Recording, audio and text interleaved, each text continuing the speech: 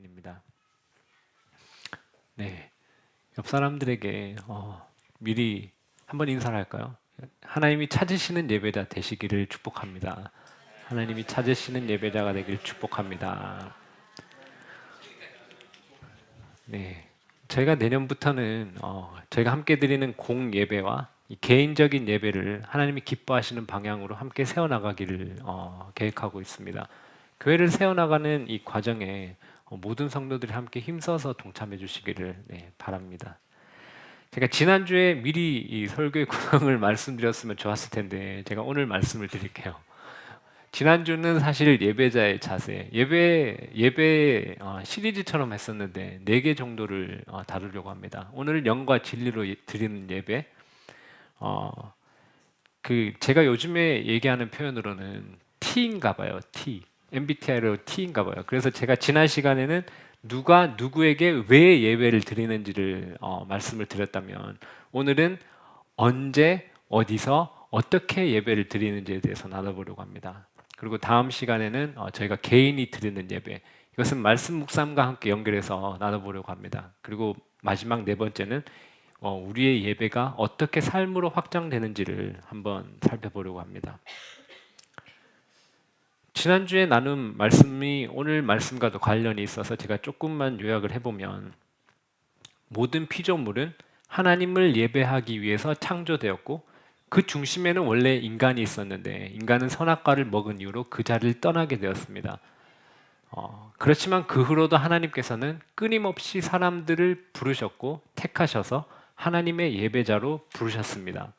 우리가 예배를 드리는 이유는 하나님께서 창세전에 우리를 택하시고 하나님을 예배하는 거룩한 제사장으로 부르셨기 때문입니다. 예배는 지난 시간에 저희가 봤던 것처럼 원어로는 샤하 프로스쿠네오라는 단어인데요. 이 단어의 뜻은 뭐라고 했죠? 그냥 오늘 찬양처럼 주님 앞에 엎드리는 겁니다. 엎드리는 것. 온 우주의 만물의 창조되시는 하나님 앞에 나아가서 엎드리는 것입니다. 우리가 예배를 드린다는 것은 하나님을 만나는 것인데 성경 속에서 하나님을 마주한 사람들의 특징을 보면 모두 똑같은 자세였던 것 같아요. 하나님 앞에 나와서 엎드려지고 나는 죄인입니다라는 것을 발견하는 시간이었던 것 같습니다. 모세는 하나님을 맞이하고 두려워서 얼굴을 가렸다고 하고요. 이사야는 하나님의 영광을 마주하고는 화로다 나여 망하게 되었다라고 고백을 했고요. 베드로는 예수님을 만나고 주여 나를 떠나소서 나는 죄인이로소이다 라고 말을 했고요. 욥은 하나님을 마주하고 죄를 덮어쓰고 회개해야만 했습니다. 예배에서 하나님을 만난다는 것은 하나님의 그 거룩하심을 마주하고 그 거룩하신 하나님 앞에서 우리의 본래의 모습, 추악한 모습을 보고 그 앞에서 엎드려지게 되는 것입니다. 그런 그 가운데 아무런 보잘것없고 아무것도 아닌 나 같은 사람을 하나님께서 구원해 주셨구나라는 그 은혜와 사랑을 경험하는 것입니다. 그럼 우리는 언제 예배를 드립니까? 한번 생각을 해보세요. 우리는 언제 예배를 드리는 것이 마땅할까요? 항상, 네. 좋습니다. 네. 항상 맞아요. 우린 사실 구원을 받은 시점부터 영원히 하나님께 예배를 드리는 존재로 부르심을 받았습니다. 요한계시록에서 천상의 예배를 묘사하는 장면이 있는데 저희가 한번 함께 읽어볼까요? 모든 피조물이 이르되 보좌에 앉으시니와 돌릴지어다 하니 아멘. 세세토록이요. 세세토록이 뭐죠? 영원히 하나님께 예배를 하도록 부르심을 받았습니다. 구원을 받는 순간부터 그 전에 섬겨왔었던 우상들을 모두 버리고 영원히 하나님을 예배하는 자로 부르심을 받은 것입니다. 이미 이러면 상당한 부담을 느끼신단 말이에요. 이거 진짜 주일에 한 번 오는 것도 지금 특히 청소년들은 이 영원히 예배를 드린다는 것이 어떻게 다가갈지는 모르겠어요. 이거 한 번 드리기도 어려운데 이걸 영원히 드리려니 얼마나 힘들까요? 근데 오늘 시편 말씀 한번 볼까요? 함께 읽어보겠습니다. 주께서 생명의 길을 내게 보이시리니 주의 앞에는 충만한 기쁨이 있고 주의 오른쪽에는 영원한 즐거움이 있나이다. 아멘. 여러분 오늘 이 예배 자리에 마음이 억지로 나왔거나 습관적으로 나왔거나 전혀 감동이 없으시다면 오늘 하나님 앞에 놓여 있는 그 충만한 기쁨과 영원한 즐거움을 누리시는 경험하시는 시간 되시길 축복합니다. 예배가 우리의 존재의 이유이고 구원의 목적입니다. 그럼 저희가 천국에 가서는 이제 그거는 그때 생각할 일이고 그때는 이제 하나님께 영원히 예배가 시작이 되는 거잖아요. 그건 그때 생각할지라도 지금 우리가 이 당장에 땅에 발을 붙이고 있는 이 살아가는 동안에는 그럼 언제 예배를 드려야 될까요? 아까 말씀하신 것처럼 언제요? 우리가 일생 전체로 항상 하나님께 예배를 드려야 합니다. 하지만 오늘은 언제 예배를 드리는가에 대해서 얘기할 때 저희가 이렇게 함께 모여서 예배를 드리는 공예배에 제안을 해서 한번 답변을 해보려고 합니다. 원래 유대인들은 예수님 오시기 전에 유대인들은 언제 예배를 드렸나요? 네, 안식일에 함께 모여서 예배를 드렸죠. 안식일은 원래 금요일 저녁부터 토요일 저녁까지 그때 예배를 드렸습니다. 원래 성전이 있을 때는 매일 제사를 드렸었고요. 그리고 그 안식일에는 안식 특별 제사를 드렸습니다. 그런데 저희가 곰곰이 생각을 해보면 이스라엘 역사를 곰곰이 생각해 보면 하나님께 온전한 제사를 드렸던 적이 그렇게 많지가 않습니다. 그리고 솔로몬 성전이 무너진 이후에는 이제 회당 중심의 예배가 시작이 되었고요. 그리고 주후에 70년에 그 예루살렘 성전이 완전히 무너진 이후에는 이제 성전 중심의 예배에서 회당 중심의 예배로 완전히 돌아서게 됐습니다. 이 회당 중심의 예배는 구약의 제사법과는 전혀 달라요. 그리고 지금 저희가 오히려 예배드리는 형식이랑 비슷한데 기도하고 율법과 선지서 말씀 읽고요. 그 말씀에 대한 강론을 랍비가 하고 찬양을 드리는 형태로 드려졌습니다. 그럼 우리는 왜 이 안식일에 더 이상 예배를 드리지 않고 주일이라고 불리는 이 일요일에 함께 모여서 예배를 드릴까요? 혹시 알고 계신가요? 예수님이 십자가를 지시기 직전에 유월절 식사에서 이렇게 얘기했습니다. 제가 함께 읽어볼게요. 또 떡을 가져 감사 기도하고 떼어 그들에게 주시고 이르시되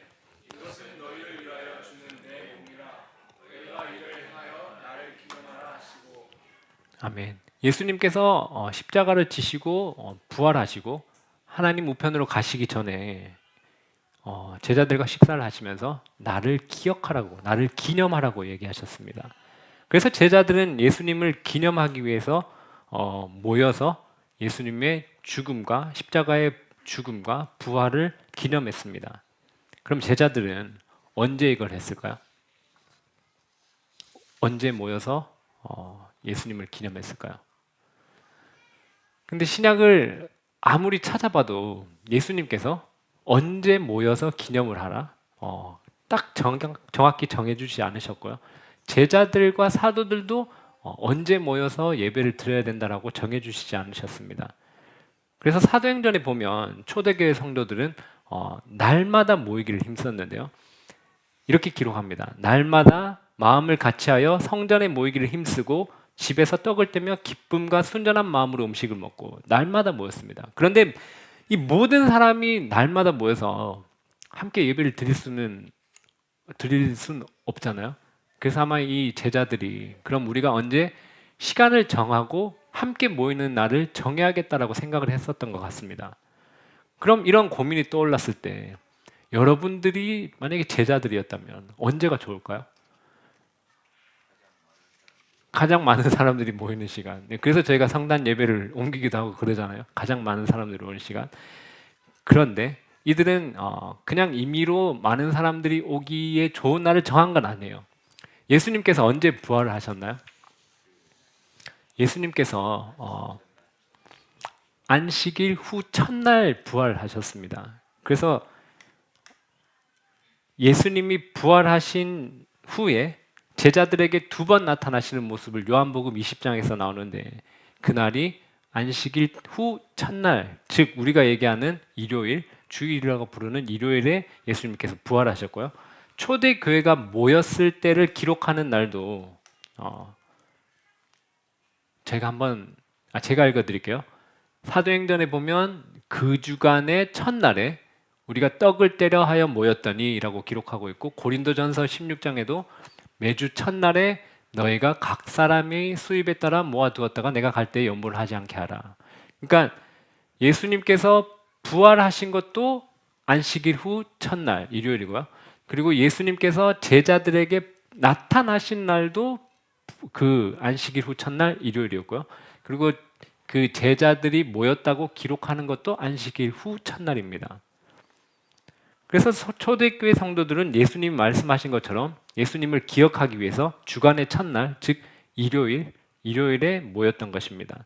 그리고 사도 요한은 그의 최후에 반모섬으로 유배를 가서 주님을 만나는 그 환상을 보는데, 그때도 주의 날에 내가 성령에 감동되어라고 얘기를 합니다. 그러니까 이것이 아마 요한계시록에 쓰여졌었던 주후 90년쯤에는 아마 예수님이 부활하신 일요일을 주의 날이라고 부르고, 그날 이 예수님을 믿는 자들이 모여서 예수님을 기념했다라고 이제 합리적인 추측이 가능한 것 같습니다.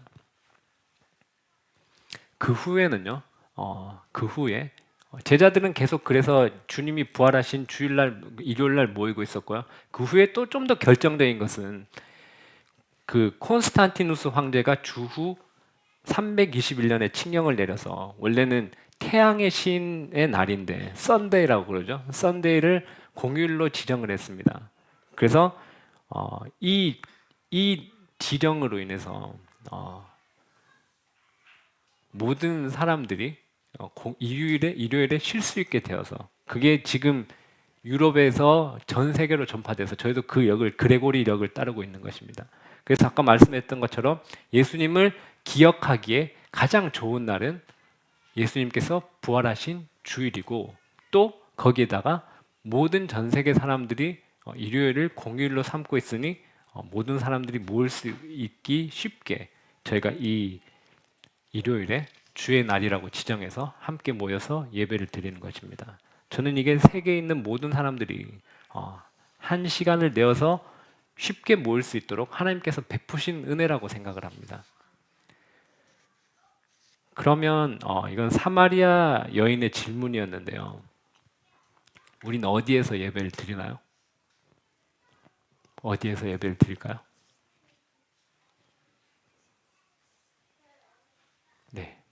생각을 조금 이렇게 하라고 일부러 좀 끌긴 했어요. 네. 옆 사람도 좀 깨워주시고. 네. 사마리아 여인의 질문이었어요.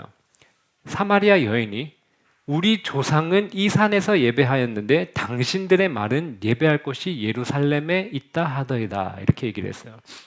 그럼 사마리아인, 이 예수님 당시에처럼 사마리아인들이 예배를 드리던 그리심산에서 예배를 드려야 할까요? 아니면 예루살렘 성전이 있는 예루살렘에서 예배를 드려야 합니까?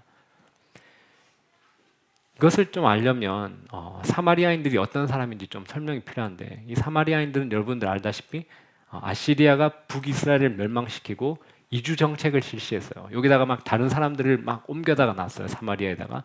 그래서 원래 있던 북이스라엘 사람들과 아시리아로부터 이주해온 이방인들이 혼혈을 이루어서 형성된 민족입니다. 그래서 유대인들이 이 사람들을 어떻게 취급했죠?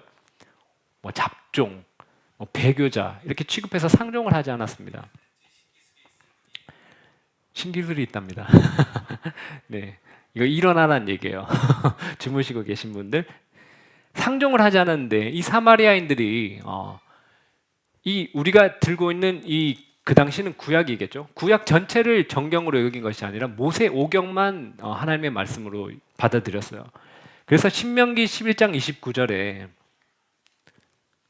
내 하나님 여호와께서 내가 가서 차지할 땅으로 너희를 인도하여 들이칠 때에 너는 그리심산에서 축복을 선포하고 에발산에서 저주를 선포하라. 이 말씀을 근거로 이들이 그리심 그리심산을 신성하게 여겼습니다. 그래서 기원전 5세기경에 여기에다가 성전을 만들었고요. 이 성전이 마카비 왕조에 의해서 기원전 110년에 파괴가 되었어요. 그래서 예수님과 대화를 나눌 때는 그리심산에 성전이 남아있던 상태는 아니었습니다. 그러니까 이 질문에 보면 유대인들은 자기들이 예배를 드리는 예루살렘이 정통이라고 하고요. 사마리아인들은 어디가 정통이라고 하나요? 이 말씀을 근거로 그리심산에서 예배를 드리는 것이 정통이다라고 서로 주장을 하고 있었습니다. 그런데 예수님께서 보시기에는 사마리아인들은 자신들이 예배하는 존재를 몰랐고요. 너희가 무엇을 예배하는지 모른도다 말씀하셨고, 그에 비해서 유대인들은 헛된 예배를 드리고 있다고 말씀하셨습니다. 예수님께서 이사야서를 인용하면서 가장 정통이라고 자처하던 바리새인들과 서기관들의 예배를 이렇게 책망하셨습니다. 이 백성이 입술로는 나를 공경하되 마음은 내게서 멀도다. 사람의 계명으로 교훈 삼아 가르치니 나를 헛되이 경배하는도다 라고 예수님께서 책망하셨습니다. 그러니까 사마리아인들은 자기들이 누굴 예배하는지 모른 채 예배를 드리고 있었고, 유대인들은 하나님께 마음이 떠나 헛된 예배를 드리는 상황이었습니다. 둘 다 하나님이 받으시는 합당한 예배에서는 벗어나 있으면서 장소를 가지고 자신들의 예배의 정통성을 주장하고 있었던 것입니다. 예수님이 보시기에는 한심한 논쟁이었습니다. 어디가 정통입니까? 이 질문이에요. 사실 사마리아 여인의 질문이. 그 질문에 예수님께서 답변하십니다. 이 산에서도 말고 예루살렘에서도 말고 너희가 아버지께 예배할 때가 이르리라. 이게 무슨 말인가요? 예배는 장소와 아무런 관련이 없다라고 얘기하시는 겁니다. 그러면서 너희가 아버지께 예배할 때를 알려주겠다라고 예수님께서 말씀하셨습니다. 제가 히브리서 말씀 10장 말씀 한번 읽어볼게요. 그러므로 형제들아 우리가 예수의 피를 힘입어 성소에 들어갈 담력을 얻었나니 그 길은 우리를 위하여 휘장 가운데로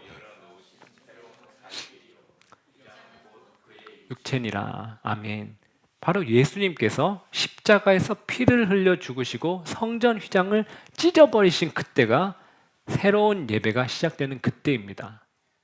그럼 아직도 저희 가운데 이 질문에 대한 답은 나오지 않았잖아요. 어디서 이 새로운 예배를 드립니까? 예수님께서 이렇게 말씀하셨습니다. 함께 읽어볼게요. 예수께서 대답하여 이르시되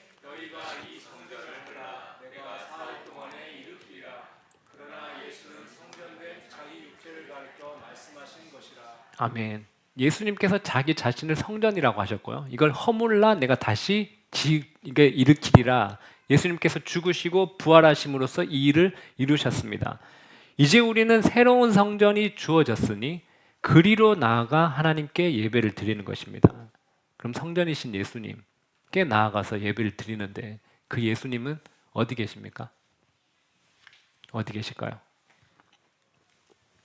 또 예수님 이렇게 말씀하셨습니다. 두세 사람이 내 이름으로 모인 곳에는 나도 그들 중에 있느니라. 아멘.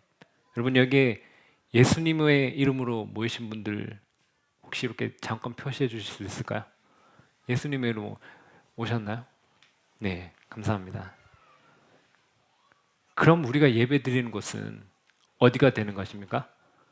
예수님의 이름으로 모인 자들이 있는 바로 여기가 하나님께 예배를 드리는 곳입니다. 하나님이 무너뜨린 그 유형의 성전을 다시 지어서 예배의 공간을 한정하는 일이 없어야 할 것입니다. 예수님이 사마리아 여인에게 하신 말씀을 잘 기억해야 할 것입니다. 제가 읽어드릴게요. 요한복음 4장 23절 말씀입니다. 제가 읽겠습니다. 아버지께 참되게 예배하는 자들은 영과 진리로 예배할 때가 오나니 곧 이때라. 아버지께서는 자기에게 이렇게 예배하는 자들을 찾으시느니라. 아멘. 사마리아 여인이 질문했었죠. 어디서 예배를 드려야 됩니까?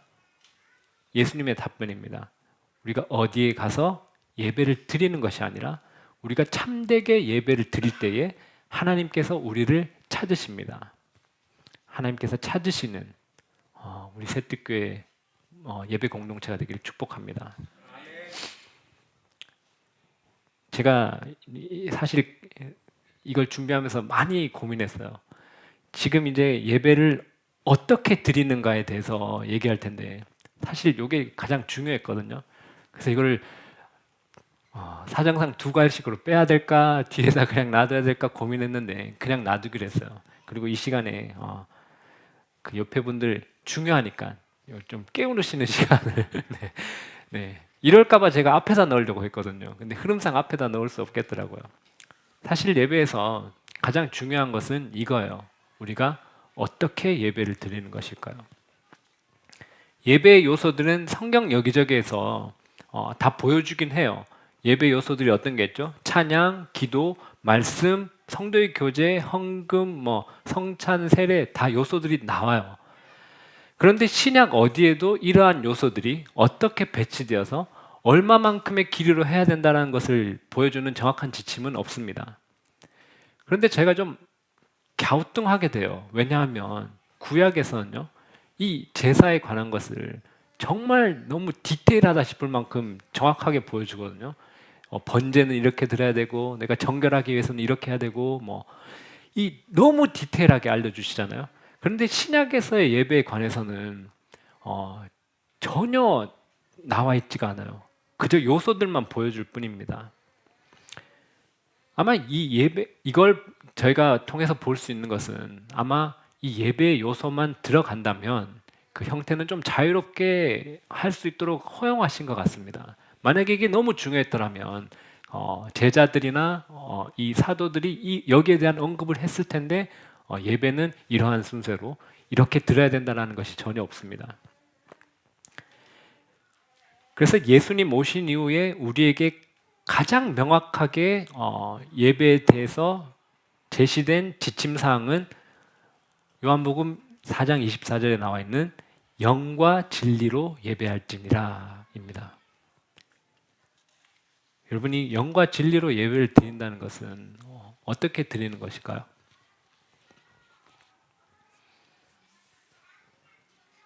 영으로 드리는 예배부터 한번 나눠볼게요. 먼저 예수님께서 이 말씀을 하시면서 하나님 아버지는 영이시라고 얘기하셨습니다. 하나님은 영이시니 즉 어디에나 계시는 분이시기 때문에 사마리아 여인의 질문처럼 어디서 드리냐는 예배는 의미가 없다는 얘기입니다. 이전이 개역 성경 버전에서는 이 구절을 신령과 진정으로라고 이렇게 번역했다는 거 여러분들 이렇게 머릿속에 좀 남아 있으실 거예요. 그런데 이 구절 조금 오역인 것 같은 느낌이에요. 이게 되게 사람의 이 마음과 뜻을 다해서 한다는 느낌을 주는데 왜 이렇게 번역한지 모르겠어요. 그런데 지금 개역 개정에 보면 영과 진리라고 했는데 이게 조금 더 원문에 충실한 번역인 것 같습니다. 이 영, 프누마죠, 프누마. 이 영이 무엇을 의미하는가는 조금 학자들마다 조금 나뉘어요. 이게 사람의 영을 의미하는 것인가, 아니면 성령님을 의미하는 것인가. 이게 조금 나뉘긴 해요. 그런데 이 프누마라는 여기 표현에 보면 원래는 성령님을 나타낼 땐 주로 그 관사가 붙어요. 더라는 관사가 붙는데 토라는 관사가 붙는데 여기는 없긴 해요. 그래서 문법적으로 보면 조금 더 사람의 의미에 가깝긴 한데 이 요한복음 전체에서 이 흐름을 본다면 성령님을 의미하는 것이 조금 더 가깝다고 저는 봅니다. 왜냐하면요, 예수님께서는 사람이 물과 성령으로 나지 아니하면 하나님 나라에 들어갈 수 없다고 했고요. 사람의 영은 본질적으로 죽어 있어서 예배를 드리는 자는 성령으로 거듭나야 하기 때문입니다. 그리고 우리는 너무 잘 알고 있다시피 우리의 영만으로는 하나님께 예배를 드릴 수 없는 존재들입니다. 사도 바울도 고린도전서 이렇게 얘기했습니다. 성령은 모든 것, 곧 하나님의 깊은 것까지 통달하시느니라 라고 말했습니다. 그러므로 하나님이 기뻐하시는 예배를 드림에 있어서 성령님의 인도하심 없이는 불가능합니다. 저는 그래서 이 요한이 이 문법적인 애매함을 의도적으로 허용해서 이 프누마가 사람의 영도 될 수 있고 성령님의 의미도 될 수 있다는 것을 일부러 허용한 것 같습니다. 그래서 영으로 드린다는 예배를 드린다는 것의 의미는 가장 중요한 순간이긴 합니다. 영으로 예배를 드린다는 것은 성령님께서 새롭게 하시고 거듭나게 하신 우리의 영이 온전히 하나님을 예배하고자 하는 의지와 열망을 가지고 하나님께로 나아갈 때에 성령님이 우리를 진리 가운데로 인도하시고 성령 하나님의 도우심으로 말미암아 우리가 하나님께서 원하시는 예배를 드릴 수 있는 것입니다. 이것이 영으로 하나님께 예배를 드리는 것입니다. 그럼 진리로 예배를 드린다는 것은 무엇을 의미합니까? 요한복음에서는 진리는 예수님을 의미합니다. 한번 잘 아시는 말씀 함께 읽어볼게요. 예수께서 이르시되 내가 곧 진리요 생명이니 나로 말미암지 않고는 아버지께로 올 자가 없느니라. 아멘. 또 읽어보겠습니다. 말씀이 육신이 되어 우리 가운데 거하심에 우리가 그의 영광을 보니 아버지의 독생자의 영광이요 은혜와 진리가 충만하더라. 그들을 진리로 거룩하게 하옵소서. 아버지의 말씀은 진리니이다. 아멘. 진리로 예배를 드린다는 것은 예수 그리스도를 통해서 드러난 계시의 진리의 말씀 안에서 예배를 드린다는 의미입니다. 네, 요 이미지만 한번 그려보고 마치도록 할게요. 하나님께 영과 진리로 예배를 드린다는 것의 이미지를 저희가 생각을 해본다면 성령께서 새롭게 하시고 거듭나게 하신 우리의 영으로 성령님의 인도하심을 따라 길이요, 진리요, 생명이신 예수님을 통해서 하나님 앞에 나아가 그분의 영광과 임재 앞에 우리가 완전히 엎드려지는 것입니다. 이것이 영과 진리로 드리는 예배입니다. 저희가 이 삼위일체의 하나님의 완벽한 연합 안에 우리가 함께 동참하는 것입니다. 우리 새뜻교회가 정말 하나님께서 찾으시는 영과 진리로 예배를 드리는 공동체가 되기를 축복합니다.